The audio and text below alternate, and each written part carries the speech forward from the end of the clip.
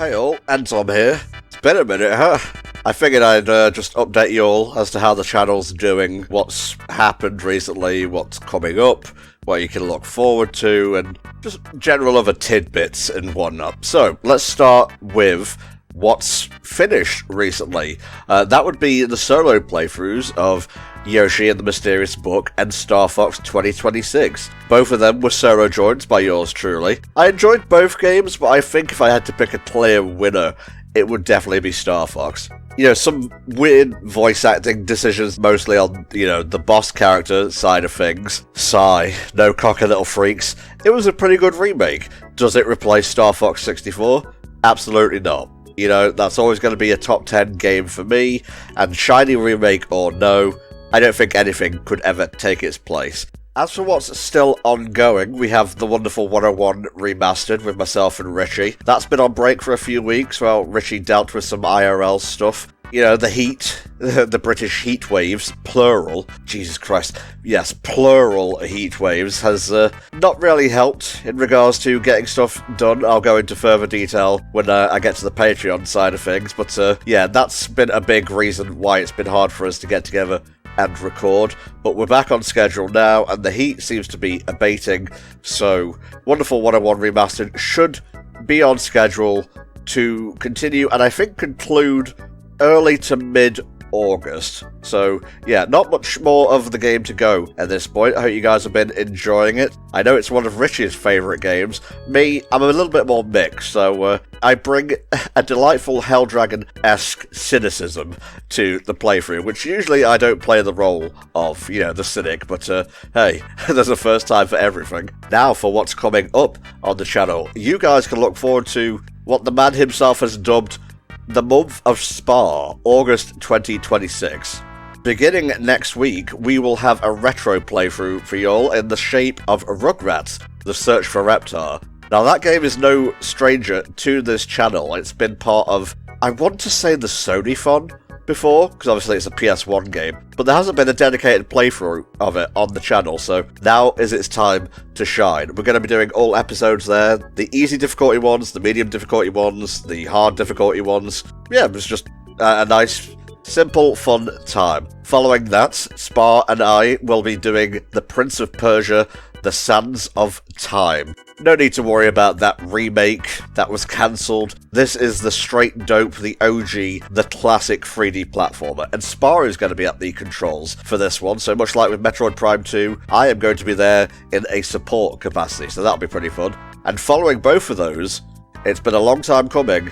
That's right, baby, it is finally time for myself and Spa to tackle Xenoblade Chronicles 2. I'm going to be honest, we were mostly waiting for a definitive edition of the game, and it seems at this point that's probably not going to happen because they put out Switch 2 patches, editions, I should say, for all three Xenoblade games actually, which was pretty cool. You know, it bumps them up to 60 frames per second, you get little additions here and there, like I think you can play as blades in certain missions in Xenoblade 2 specifically, so hopefully we'll get to be able to show that off during the playthrough, but mostly we just wanted a way to show it off as best we could, because while I do have some thoughts about the game in a negative capacity, I feel like once you get past Chapter 2, it just keeps going and going and going, and just bangs until the credits roll, honestly. I'll still always love 1 the best, and 3 is pretty damn good as well, but 2 is no slouch. You just have to kind of get over the hump and give it a chance. Now, Patreon stuff. You all know that I have been dealing with a very big backlog of Patreon TV comms. I want to just take a moment to apologise here, because I haven't been able to record a lot this year. You may remember that I put a self-imposed target of 500 batches on myself, I think maybe in the last update video. And so far I've done 28 of those this year, and we're 7 months in. Now, a lot of that is due to simple incompetence. I plan, I put too much on my plate, and when it comes down to it, I will tend to focus on the channel more so than Patreon, because the channel is, where the majority of fans are, which isn't really fair to, the patrons, because they've paid for these things. But I'm not very good at splitting my time, really. I tend to go all in on one thing, and that's about it. But the reason I haven't been able to record many TV comms lately is a twofold thing. number one, the heat. I have terrible concentration issues in regards to solo stuff. The playthroughs I've managed to get back on a level with. I think it was Luigi's Mansion 2 Dark Moon HD where I finally licked that anxiety for recording playthrough stuff solo, but TV comms have always been another matter. I tend to feel extremely boxed in when doing TV comms because literally all you're doing is reacting. There's no like controller where you can like manage the stimuli, so I tend to look inwards there. That's when anxiety starts to compound, and I don't like it. It's a genuine disability, but I feel like I'd be remiss if I wasn't completely honest with you guys as to why I have not been productive in this area. And the other reason was during the month of May, my cat Cinder was steadily getting sicker and sicker, and this carried on until I would say roughly about mid-June. Constant stress, constant worry, when we finally decided it would be the humane thing to do to put him down, which happened, I want to say, 3 to 4 weeks ago at the time of me recording this, and since then, with the heat sapping my energy, and me trying to deal with my grief, I've just had no energy. No energy for TV comms. I've only just gotten back to Platinum videos. Did a quick look for Tomodachi Life Living the Dream, which is up now on our Patreon, for the Platinum tier, so if you're at $20 there, you can check that out right now, along with a whole bevy of unreleased videos. So thank you very much for that support, but I will do my damnedest to return to TV comms whenever I can. I know you guys are probably sick and tired of hearing me talk about this now. These things are years overdue, because, again, I am incompetent, I put too much on my plate, and it was just very mismanaged. Everything that has been paid for will eventually be delivered to you guys on the channel. I want to thank you all again for your support and for your constant patience and understanding. I'm tired myself of having to ask for patience, so leave it with me. I'll do what I can for the remainder of 2026 and beyond. In more positive news, in regards to charity events, we have begun planning our 2027 charity event. There is no theme that I'm ready to reveal right now. We're still picking games and whatnot, but I believe roughly around my birthday of this year, November 24th, I should be able to give you guys the lowdown of what's happening next year. And just before I move off marathon stuff, I would like to ask again, in regards to suggestions and whatnot, for help with the next digital Disney Fund, which will be taking place in January. If you're not sure of what this is, I basically celebrate the new year like halfway into January with basically a mini marathon of Disney video games streamed on Twitch and the like. Last year, I did the Magical Quest trilogy offline, because Lord knows my anxiety won't let me play those live. And I also did a few other games, and I need you guys to let me know what you want to see, because there's so many Disney games out there. I don't want to just pick the safe ones, you know, I want to see what you guys want to see. Only thing though, please check the previous playlists for the digital Disney funds, just so we're not getting any repeats. Unless they're super popular games that you'd like to see again. You know, that Toy Story collection with Buzz Lightyear to the Rescue is coming out later this year, so who knows, maybe we'll see Toy Story 2 again. And that's all the main channel stuff sorted and dealt with. Now it's time to finish up with the Patreon Q&A backlog. Yes, I finally have enough questions to do a complete section for this. Maybe in future I'll just do a mini video where I cover the questions in and of themselves, but for now I feel it's best to include it with the update video. So here we go. Just be aware that you will hear the same username probably more than once in this section. This is a backlog. The same people like to send in questions month to month, so just makes sense really. Gonna kick things off with Revenaught's question. What's your thoughts on Switch 2's game key cards? I hear lots of people are a fan of that decision by Nintendo. This is a really complicated issue, and probably not one I'm qualified to answer, but my take is it's a step above pure digital, in that you can literally hold it in your hand and you just download information to the card. And the fact you can resell game key cards makes it, again, a step above digital, but there's the preservation issue, you know? So I'm not fully on board with the idea of game key cards, but I at least can understand their function, you know, their use. I don't think they're the ideal solution to what Nintendo had in mind, though. Shadow Reaper asks, tell us about your favourite collectible. Oh geez, is this like IRL or in like media? I would probably say my favourite collectible is probably either rings or the Chaos Emeralds. Anything shiny, really. Give me big old gems to collect. Ooh, the gems from Spyro. That might be my favourite collectible, actually. For, you know, green, red, blue, purple, yellow. Oh, beautiful. Beautiful. Ronald D. Rankin asks, do you have a favourite scary movie that doesn't scare you too much? I assume by that you mean like a horror movie that I enjoy watching. I'm not super into horror, but I do like ghost stories. Don't ask me why. I think the fear, like, elicits some sort of almost pleasurable reaction. Anything that is spooky without being overtly over-the-top jump scary would probably be my favourite. I'm gonna have to go with any sort of, like, ghost compilation video. I don't have a particularly favourite movie, but I used to love watching Charmix's reaction to that sort of thing, you know? Fresh cut slim nowadays, but thank you, Ronald. Revenant again, if you had a choice between a Nintendo Switch 2 or a Steam Deck, which one would you pick and why?